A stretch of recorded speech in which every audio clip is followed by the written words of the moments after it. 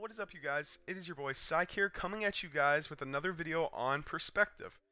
It's been a while since I've talked to you guys, so let's get right into it.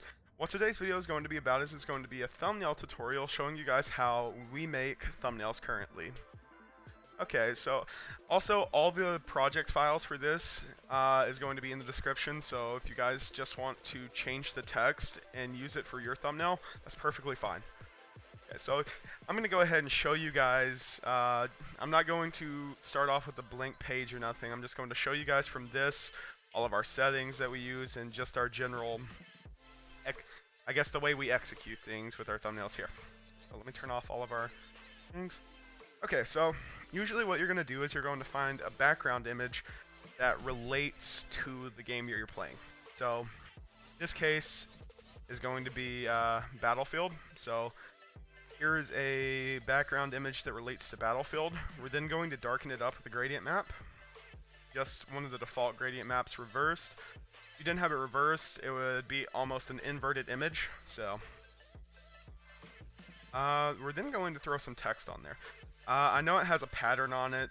It's going to include that whenever we give you guys the PSD in the description if you want this. But here's all of our inner glow settings, pattern settings, and drop shadow settings. We're then going to add a foreground image just to catch people's eyes a little bit better. And that's pretty much it. It's going to add a little bit more depth and catch people's eyes. After that, we're going to add a gradient map. Again, having it reversed, otherwise it would be an inverted image. This is just going to make everything around the same color range. So we're then going to add some lights to text. If you don't want to have a blue thumbnail, then all you have to do is go in here and change this color to purple, or like a dark blue here. For the sake of this tutorial, I'll go ahead and do I want to keep this changed? You could even do something like black and white. That looks pretty cool, black and white. But here, so we're gonna go ahead and leave that. I don't want to mess with anything at the moment, but if you wanted to, you could go through there and change it. And a really cool tip that I like to use whenever you're changing colors or brush strokes that you've already put down and you don't want to have to re-put them because they're like the perfect place, Control U, and then just mess with the hue. All you have to do is mess with the hue until you get the right color that you're looking for, and then just click OK. Anyways, you're going to add a hard light around the same color that you used on your gradient map and lower it down to about 5 opacity. Throw it on your text. Duplicate that, put it to normal, about 10%. This is just going to, again, add some depth, some structure to the piece. You're then going to add another hard light to your text, this time it being a little bit darker in the sense that you higher the opacity on it. We're then going to do another normal light, except you're going to focus it more towards the center with about a 15% opacity. This is all going to be the same color, just different strengths of opacity and such. So we're going to do a bottom blue glow. So all you have to do for this is grab a color that you're working with. For this example, I'll just show white, and you're just going to back it up into this like black corner, I guess, and there. See, that's how you would create like a glow on the bottom. We're then going to go ahead and do a top white light, so it being white just on the top, like a little light to your person. I'm going to show you guys how we execute that real fast. So all you do, you come up here, flick with a 0 opacity brush, 0 strength, click a couple times, once, whatever you like. All Photoshop is messing around, finding stuff that you like, and pretty much it. We're then going to start adding a little bit more structure to it, separating the background from the foreground a little bit. We're going to add a smart blur to the background. Well, actually, we're going to add it to everything, but what you're going to do is you're going to add a layer mask, and you're going to switch to a brush. You're going to click on your layer mask, switch to a brush, and you're going to choose black or white. White's going to be the stuff that you do want affected with the blur. Black is going to be the stuff you don't want affected. Since we don't want our person's face affected, we're going to click his face. Since we don't want our text affected, we're going to click the text.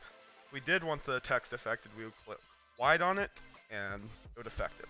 So, here's the settings that we use for our smart blur.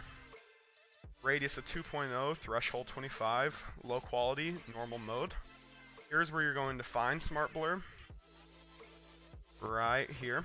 And we're also about to use surface blur, so just remember where this is.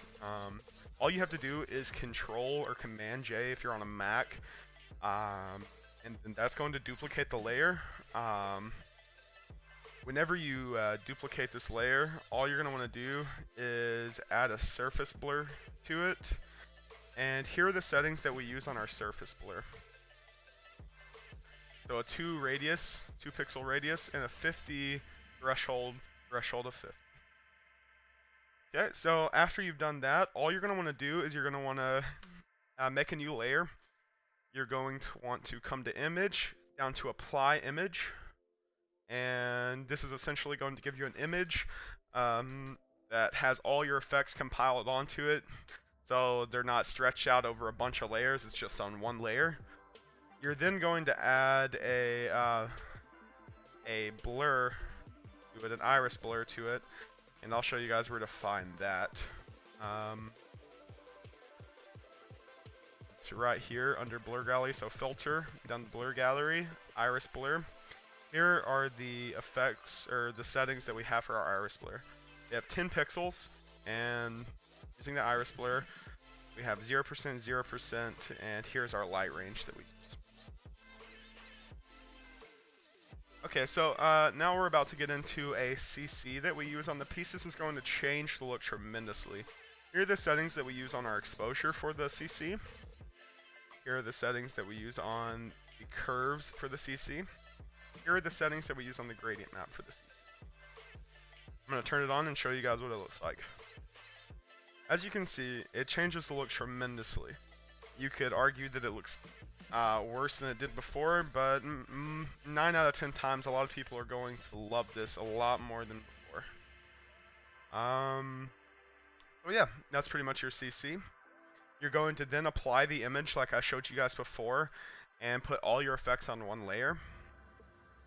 And now we're going to add another foreground image.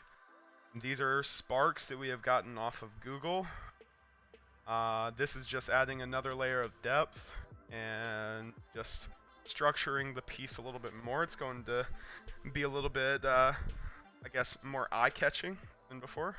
We're then going to apply image with all the effects shown previously.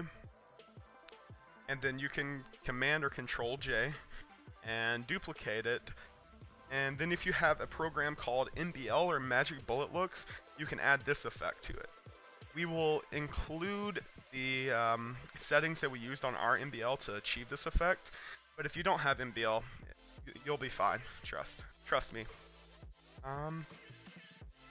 So now what you want to do is you want to duplicate your MBL'd image or your non-MBL'd image, and then you're going to go down to Filter, Other, High Pass. You're going to put on a radius of 1.6, and you're going to put it on Overlay. This is going to, this is what this comes out to look like. You're going to put it on Overlay right here. It'll be normal. Put it on Overlay. And this is just going to define his features and the text's features a little bit more. We're then going to add one more top light. So just zoom out. And here's how you do top lights again. Just get a 0 strength brush, white, and then you just click kind of high. It'll give you this sort of effect. It looks pretty good. Here's the top light we used. I think it helps the look of it overall. But anyways, we're going to apply images. Apply an image to one image, and this is going to compile all the effects we previously done to it into one place. So that's awesome. And here's the final image. Here's what it looks like. We think it looks pretty good. Tell us what you guys think in the comment section. Here, I'm going to show you how to save it real fast. Be used. All you do is go down here to save. I'm on a Mac, as you can see. But the idea is still the same. You're going to save it as a PNG format, and then you just upload that to YouTube. So anyway, guys, we hope you enjoyed this tutorial. Please let us know what you think of it in the description below. Anyways, guys, this has been your boy Psych. I'm going to take my leave right now. It's been fun talking to you guys. I hope you guys enjoy the rest of your day. Peace.